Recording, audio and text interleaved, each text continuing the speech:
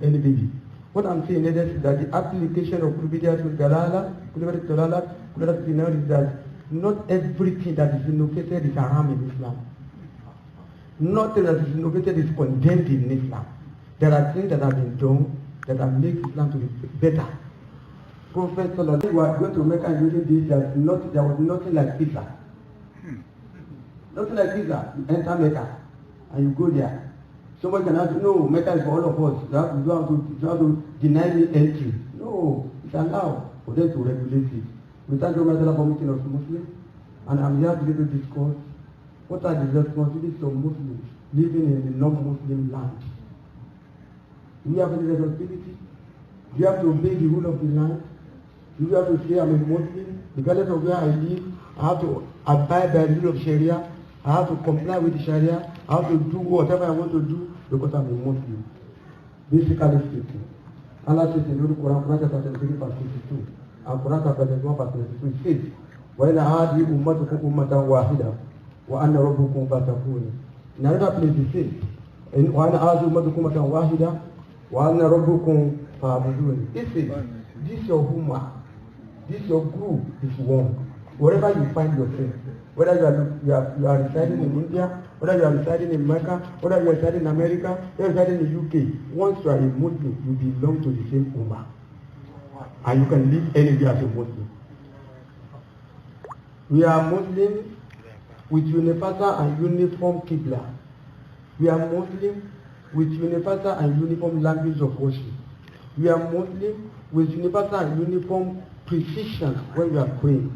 We are Muslims with universal and uniform posture when we are praying.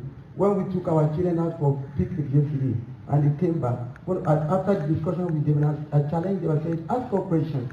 What are the questions that are disturbing your mind as Muslim children? What are the thought-provoking questions? What are the questions that are challenging your faith? And that's what we do in NASFA. We ask them to ask questions that seem to be conscience disturbing, that seem to be against faith in Islam.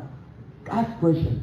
Allah will never ask us to do anything without that thing having reason. Afala tadabbarun, afala ta'qilun. He will say, don't you reason? What I'm saying is for those who have knowledge. Everything that we do in Islam has reason. It may be contrary to our own reasoning, but by the time we look at it, we see that there's reason in everything. There's reason in whatever we do in Islam. Allah will say, do this. Some, he will tell you the reason. Some, he will not tell you the reason. The one who doesn't tell you the reason, scholars will use their own ability to deduct the reason for you. When he talk about Psalm, he said, Kama Ladina Mekobliku, Lada Kontatakun, I've prescribed fasting for you, as I've prescribed it for those who are before you, for you to be pardoned. If I not told us this, you will see the fasting. He says, Salata, then I will prescribe wal munkar. He says, Salat, prayer, will take you away from bad habits. He does not say so, like just have been praying. There are things you have to do. One of the children asked me yesterday, he said, why must you learn Arabic? I said, you must learn Arabic because that is the universal language of Islam.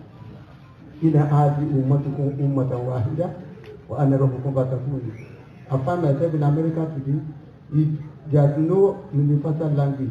I'll be looking for a mosque where they're going to pray in Yoruba language. If I find myself in Paris today and there's no uniform of universal language, I'll be looking for a mosque where they speak my language. Because this is a religion ordained by Allah with uniform language, with uniform Qibla, with uniform posture, with uniform precision, with uniform way of dressing, regardless of your status, regardless of your language, regardless of your color. Once it is time for prayer, you will go and pray.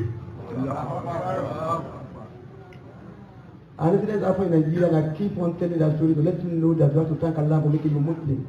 There used to be problem between Muslim and Christian. Somebody else said, let's look at the area of similarity between the two religions. By the time we know the area of similarity, we know that we are going to love ourselves.